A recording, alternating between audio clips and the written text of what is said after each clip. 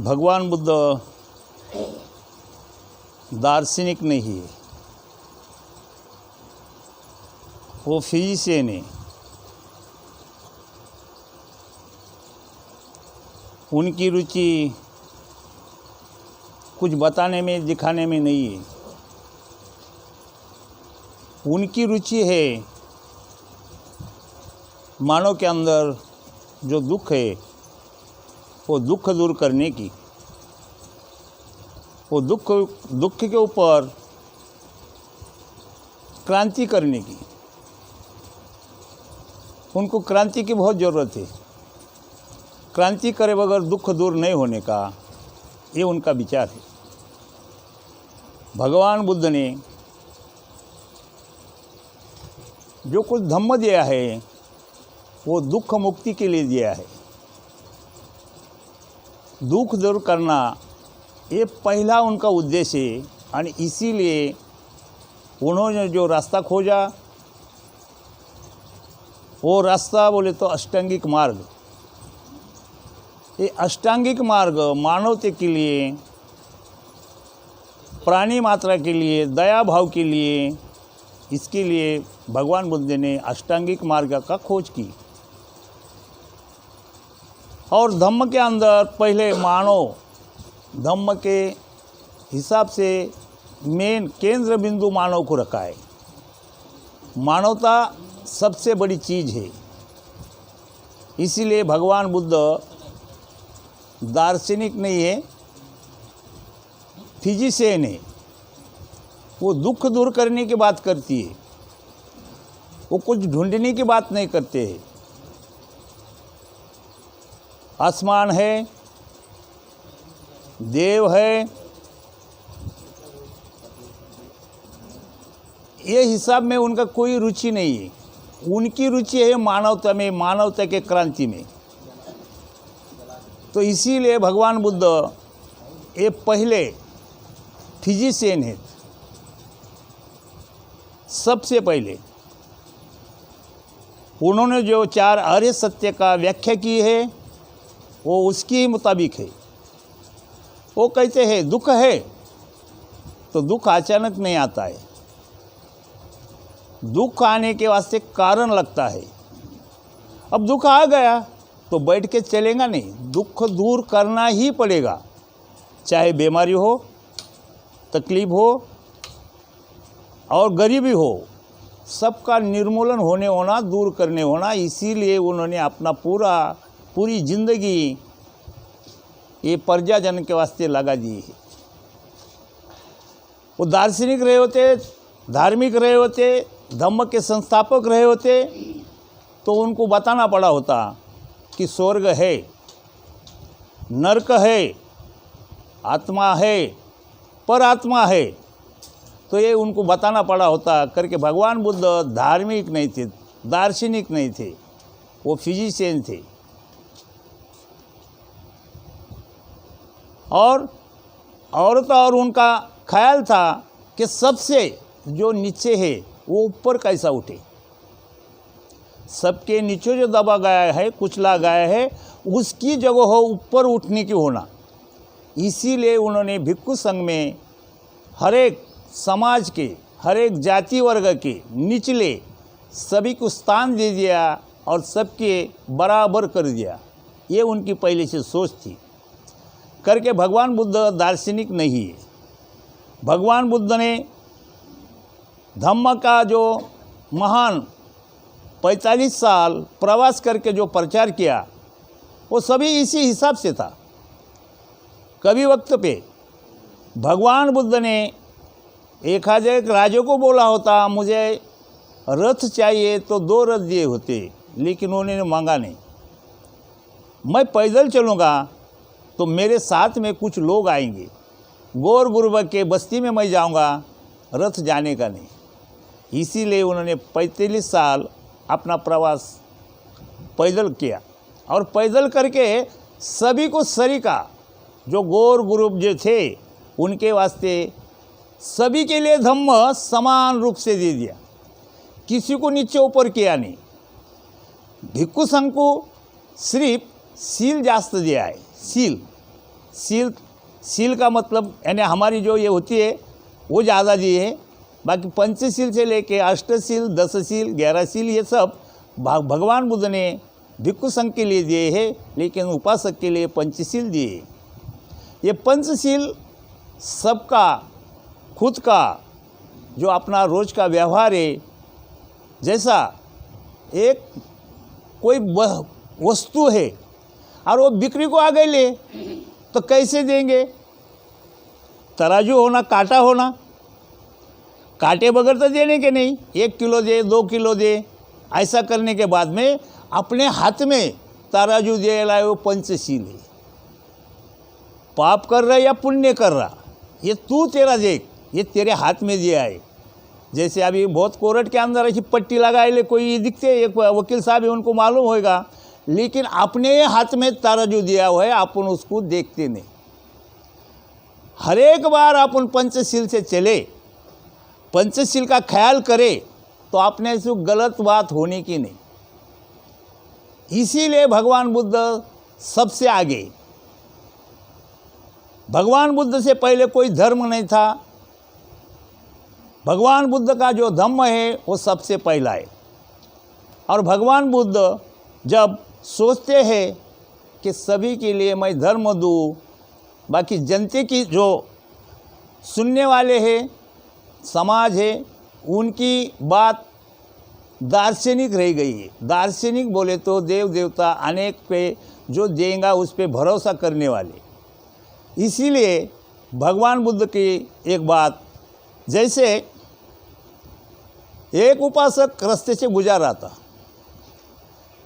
चलते चलते चलते किसी शिकारी ने उसको बाण मार दिया। वो उसके छाती में लग गया, गिर गया, जोर से चिल्लाया। बाजू में लोग थे, उन्होंने सुन, चले गए उसके पास में। भागते भागते जाने के बाद में क्या होगा, वो बाण खींचने को लगे तो उन्हें बोला नहीं नहीं नहीं नहीं, बाण निकलने का नहीं, अब इसको ऐसा ही रहने दो। ये बाण किसी ने मारा है, क्यों मारा है? जो मारने वाला था वो काला है या गोरा है? ये बाण जो लगा है ये विष का है, अगर विष बिगर विषी है, इसकी पहले चौकसी हुए बगैर मैं बाण निकालने देने का नहीं। जब वो उपासक ने बोला भाई बाण तो लग गया है, जान जाने का खतरा है। क्या जाने का खतरा है? जान जाने का खतरा है, इसीलिए बाण को निकला दे। अगर बाण नहीं निकाला, जिसने बाण मारा उसका तलाश भी चला तो तेरी जान चले जाएंगी। तो बाण किसने मारा, क्यों मारा, उसका तलाश करके कोई फायदे में आने का नहीं, यानी तू बचेगा नहीं ना, तुझे जरूरत है। तो भगवान बुद्ध बोलते हैं वो दार्शनिक होएगा। क्या बोलते हैं? वो दार्शनिक होएगा। इसीलिए उसको वो किसने मारा, क्यों मारा, कैसा मारा, बिचारी है, बिन बिचारी है, मैं मरूंगा कि बचूंगा, इसका विचार नहीं। इसीलिए 4 आर्य सत्य की व्याख्या भगवान बुद्ध ने कर दी। कितने? 4 आर्य सत्य की व्याख्या भगवान बुद्ध ने कर दी। और वो 4 आर्य सत्य के अंदर जो को आपने को अष्टांगिक मार्ग दिया, वो अष्टांगिक मार्ग सबसे बेहतर है कि उसमें कोई गलती नहीं की। अपने को अपना ही रोज के बारे में, रोज के रोज हर एक को समझता है, मैं गलती करता है, हर एक के ध्यान में आती है, किसी के ध्यान में नहीं आती। हर एक के ध्यान में आती है ये जो कर रहा, ये गलती कर रहा, लेकिन अपन उसके तरफ ध्यान नहीं देते। दूसरे की गलती अपने ध्यान में आती है, खुद की आती नहीं है। अपना ध्यान है दूसरे की तरफ है। जैसा बांध तो लग गया है, लेकिन अपन सामने देखते हैं वो गलती कर रहा, मैंने गलती करी तो मुझे माफ़ है। तो ऐसा नहीं, सभी के लिए समानता, न्याय संगत जीना होना। ऐसे हिसाब से भगवान बुद्ध ने क्या किया कि अपने वास्ते बौद्ध धम्म मार्ग निर्माण किया। निर्माण करने के बाद में आज भी अपन वो रास्ते से जा रहे नहीं। बहुत से लोग ये रास्ते से जाते नहीं। भगवान बुद्ध का रास्ता सही है, सही रास्ते से कोई चलता नहीं है। गलत रास्ता रहा तो बराबर चले जाते। अभी है बिहार है, ये बिहार के अंदर आप आ गए और दूसरे को बोलने को जाएगा तो बोलेगा नहीं मुझे काम है, मुझे फुर्सत नहीं है। लेकिन एक आधा उसका जोड़ीदार बोलेगा चल थोड़ी दारू पीने के, गांव को जाने का है, कुछ पैसे मिलने के, लुभावना बातें करने के बाद में वो ये घर का काम छोड़ के उसके साथ में जाएगा। लेकिन आज भी अपन बहुत से लोग बिहार के अंदर आते नहीं। धम्म क्या है, कैसा है, क्यों है, इसका कोई अपन विचार करते नहीं। इसीलिए सब ने धम्म के अंदर आना, तथागत ने बताए हुए मार्ग पे चलना, ये बहुत, जैसा तुम्हारे बिहार के अंदर आज भी मैं आया था, जब भी सभी लोग आते हैं, वंदना करते हैं, पूजा पाठ करते हैं, और सबको आना शुरू हो गया। ऐसा हर एक मोहल्ले में, हर एक गांव में, हर एक बस्ती में होएगा तो हमारा धम्म पीछे नहीं रहेगा। जो सत्य धम्म है वो पीछे रहता है, जो सच बात है वो पीछे छुपती है, लेकिन झूठे को लोग उसके पीछे भागते हैं। तो इसीलिए सब ने क्या करना चाहिए कि अपने अपने बिहार, हर एक मोहल्ले में, गली में, गांव में, बच्चे में जब जागृति पैदा हुई तो हमारा धम्म आगे बढ़ेगा।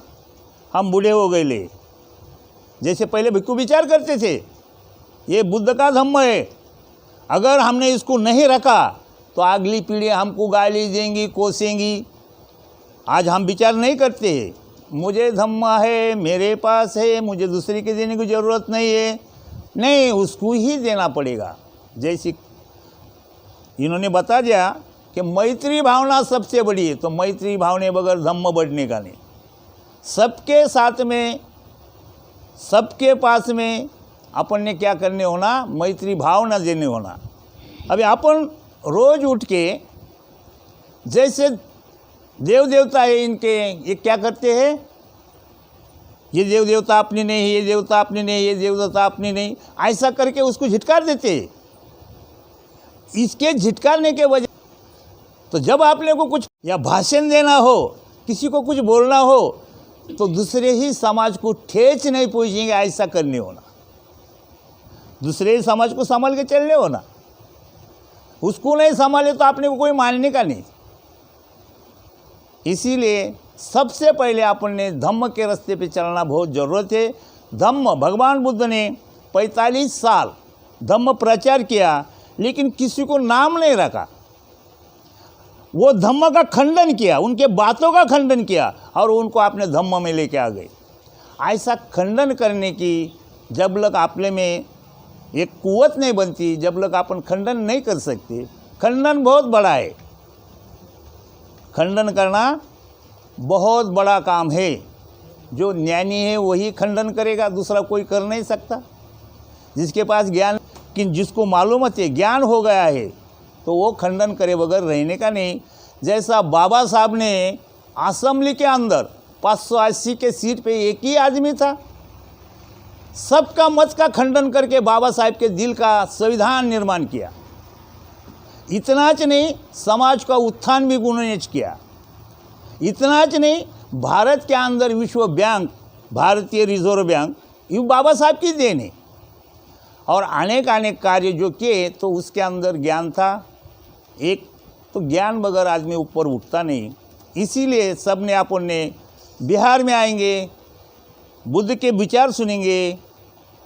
बुद्ध का धम्म विज्ञानवादी है, विज्ञान पे चलता है। दुख आता नहीं है अचानक, उसको कारण है, कारण बगैर दुख आता नहीं।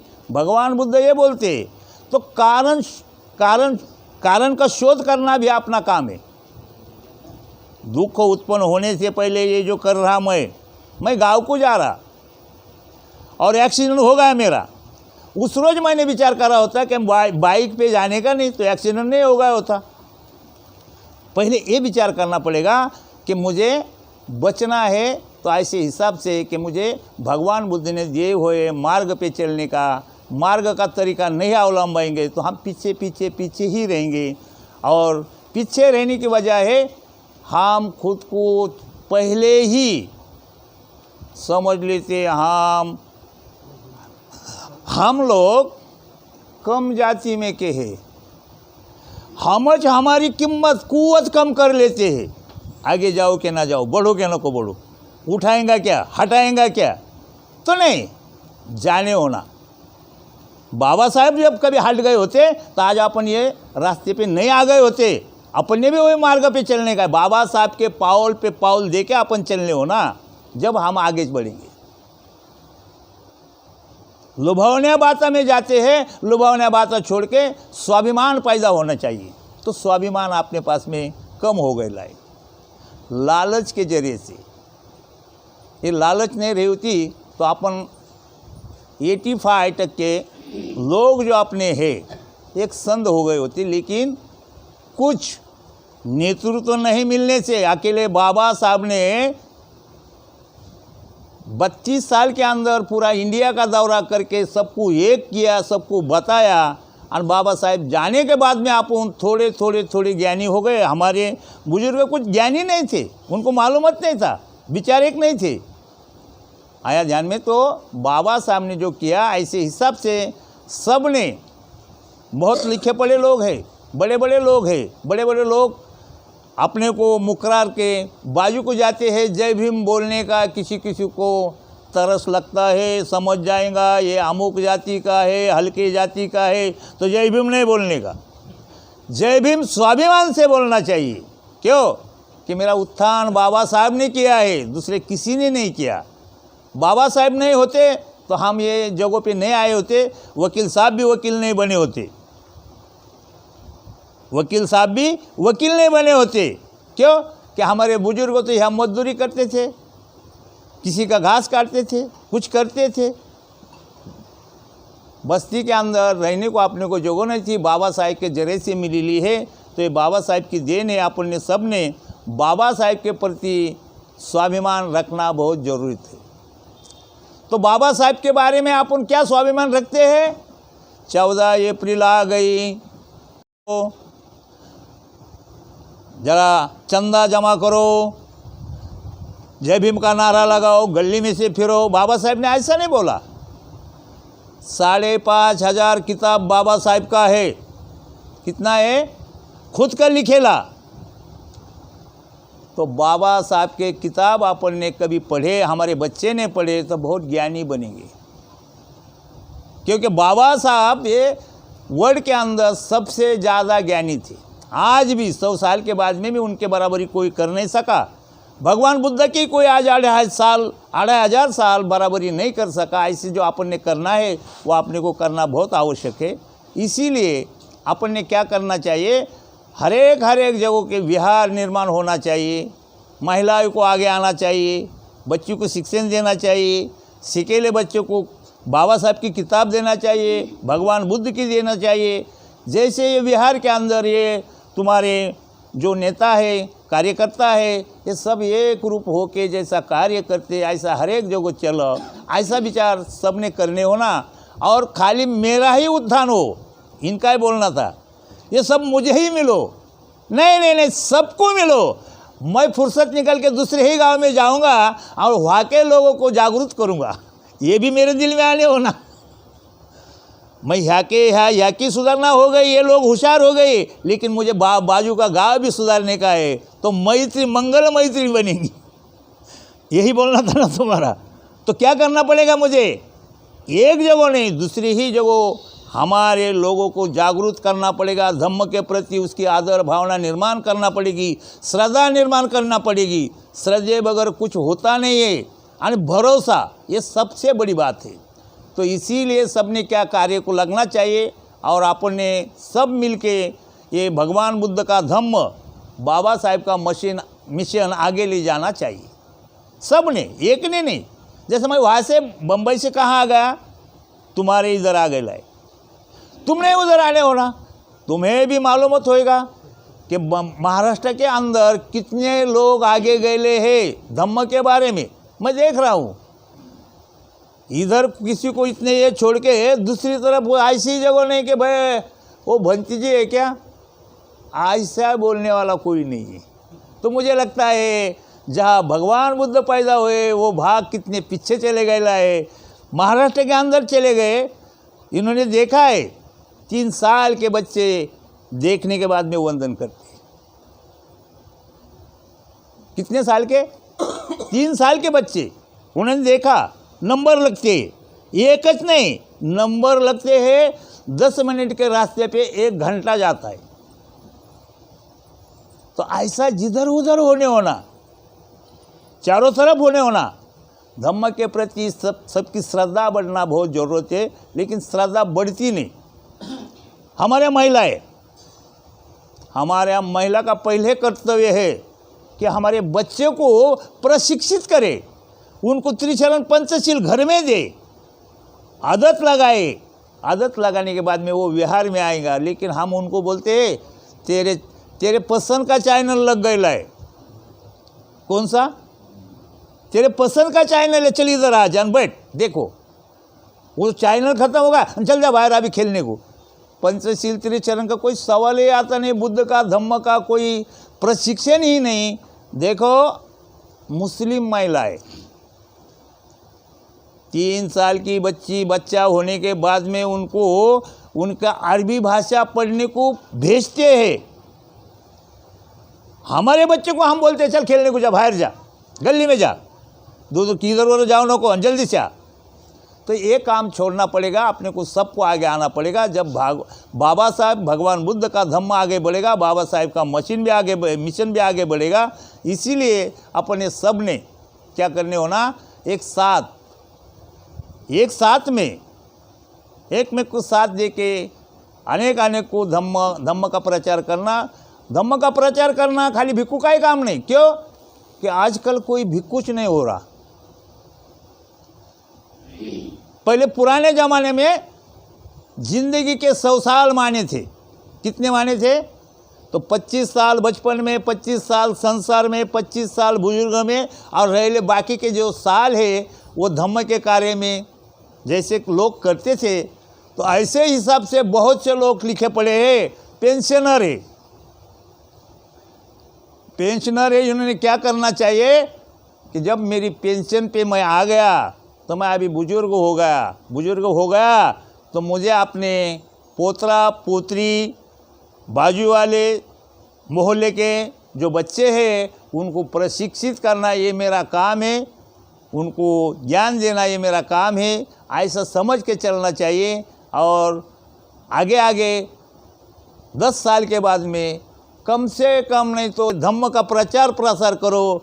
ये जो हमारा पहले बोलते थे कि ये जो भगवान बुद्ध का पीला जो कलर है, ये कलर बहुत लुप्त हो गया है।